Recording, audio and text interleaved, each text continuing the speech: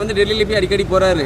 நீங்க மட்டும் ராகுல் காந்தி எப்படி பார்க்கலாம்னு சொல்லி என் பார்லிமெண்ட் டெல்லியில் இருக்குது. நான் ராகுல் காந்தியை அங்கே பார்க்காம வேறு எங்கே பார்க்க முடியும்? பார்லிமெண்ட் ஆரம்பிச்சிருச்சு. கூட்டணியில் இருக்கக்கூடிய ஒரு தலைவரை நாடாளுமன்றம் நடக்கக்கூடிய அந்த நேரத்திலே சந்திப்பதில் என்ன தவறுன்னு எனக்கு தெரியல. அதோடு இல்லாமல் நான் வந்து அவரை சந்திக்க போகும்போது என்னோடய முகத்தெல்லாம் நான் மூடிட்டு போகல. நேரடியாக தான் போயிட்டு நேரடியாக தான் வந்தேன். சம்பந்தமா வந்து ராகுல் காந்தி இவங்கெல்லாம் வந்து அவங்க தான் போய் ரொம்ப கெஞ்சிக்கிட்டு இருக்காங்க. திமுக தான் கெஞ்சுறாங்க. அவங்க தான் வந்து டெல்லி அடிமைகள், நாங்கள் கிடையாது அப்படிங்கிற மாதிரி எடப்பாடி சொல்லியிருக்காங்க.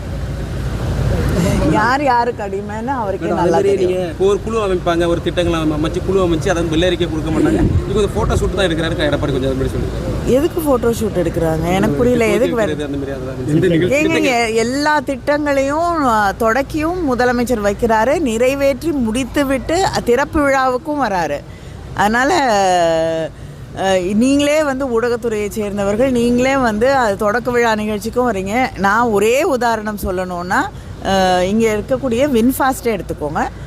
தொடக்க விழாவுக்கும் வந்தார். 18 மாதத்தில் அதோடைய நிறைவடைந்து அந்த ஃபஸ்ட்டு கார் ரோல் அவுட் ஆகிறதுக்கும் நிகழ்ச்சிக்கும் வந்து முதலமைச்சர் வந்தார். அப்படி தான் எல்லா நிகழ்ச்சிகளும் நடந்து கொண்டிருக்கிறது.